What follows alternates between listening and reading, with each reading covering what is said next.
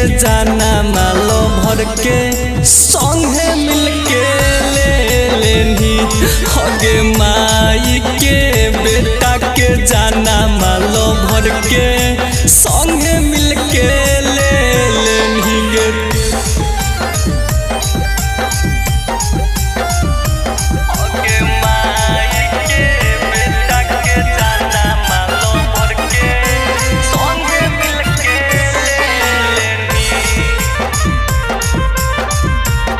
recording studio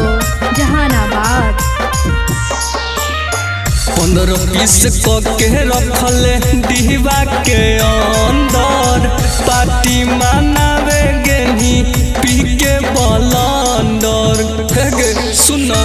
15-20 के रखले डिहबा के अंदर पार्टी मनावे गेनी पी के बलंदर चिनरी गम के लोहर दे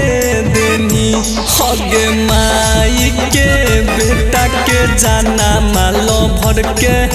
संगे मिलके ले लेनी हगे माई के बेटा के जाना मालो भर के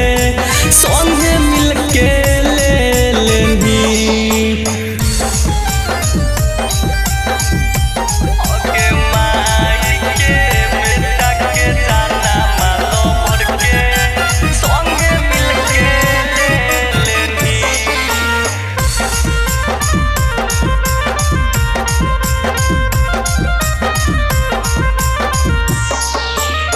कोई हो बुरा तो छौरी हो गेलौ जे लगे अब के करई तो तोहर यारवा के बे लगे गे सुन कोई हो बुरा तो छौरी हो गेलौ जे लगे अब के करई तो टिकन भरिया के बे लगे और मनी डाला रोहाना मा के दिला बातू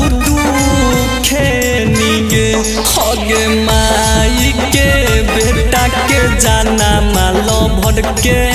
संगे मिलके लेनी गे हगे माई के बेटा के जाना मालो भर के संगे मिलके लेनी गे जोगे छोरी तोरा पिलुआ पर तो गे रात